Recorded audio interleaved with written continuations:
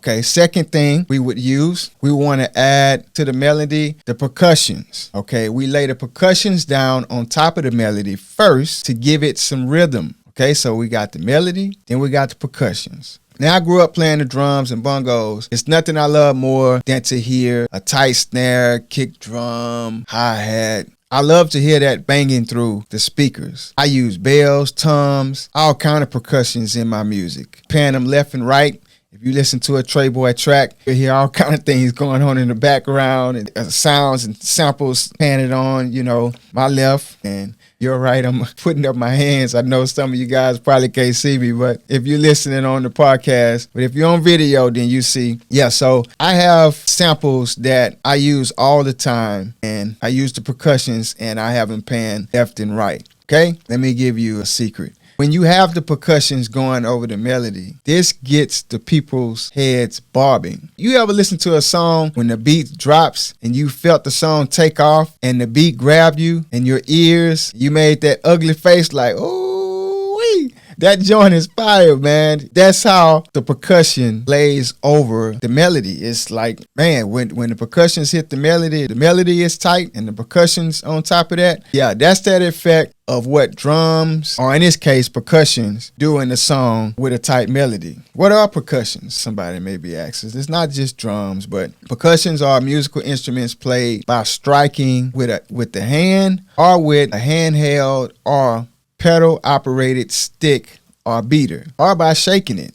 This includes the drums, cymbals, gongs, bells, and rattles. This instrument would get a crowd going. Like the dude said on the Kanye track, this gets the people going. He was like, man, this gets the crowd hype, man. Why? Because everybody loves a tight beat. If you have a tight beat, you just can't deny it. I don't care what you listen to. Rock and roll, hip hop, R&B, pop. Look, man, a tight beat is universal. So what do I start off with? Most of the times I start off with a snare, a snap, or a clap. Most of the time that's what I start off with. I look for a sample that feels good to me, something that has chemistry with the melody. Then I add the kick drum and do the same. I find the best sounding kick that fits the melody and snare that I added. Okay, then let me say this. Unless you're in a competition to see who can finish creating a beat the fastest, don't rush this process. Take your time finding the right kick, snare, and hi-hat, and whatever else you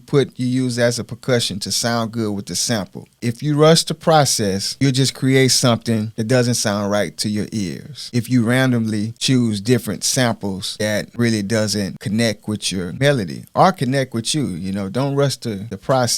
Find percussions that feel right to you. You've been listening to music all your life. You know what you like. You know what sounds good to you. Stick with that. You're not going to be able to please everybody, but you need to be able to feel it yourself. And your audience, the people who you are here to create music for, will dig your music, period. The next percussion I'll add in this is the hi-hat. There are several styles of hi-hats. Electronic hi-hats, open hi-hats, closed hi-hats. The list goes on. Go through your sample vault and see which sounds the best to match your track. Now, this is the basics of building a beat.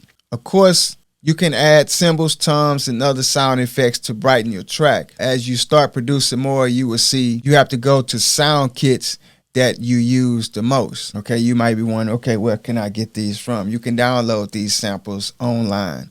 Some are free, some of them you would have to purchase.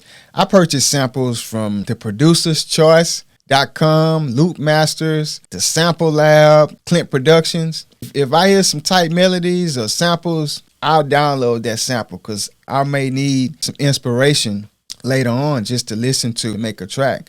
But that's just to name a few. Clint has some nice melody packs, and he's also a talented producer who specializes in producing music for TV and film. He also teaches music producers how to get their music on TV and film as well. You can find him on IG, like I said. Check him out. I'll see if I can get him on the podcast in the future so we can discuss this lucrative business. He kills it doing what he do. But before we can present our beats to TV and movies and music managers, we have to first learn how to produce a dope beat. consistently. That's what we have to start doing first. Don't put the cart before the horse. But I want you to know there are different lanes you can take advantage of, and there are several streams of income that would be at your disposal when you develop the skill of a music producer. You'll be able to take advantage of all of this. But don't get it twisted. This isn't the old days when producers only had a couple of ways to getting paid and make money from their skills. Those days are long gone. We have so many people out here making content, and they need music for their content, period. So if you want to be a music producer, this is the time to get in. Once you develop the skill of a music producer and you start creating beats, you can make money several different ways. If you checked out my course, if you already have it, The Beginner's Guide to Creating and Selling Dope Beats Online Blueprint, you know we discuss all the different streams of income that a music producer has available to them. But back to building the foundation of a beat.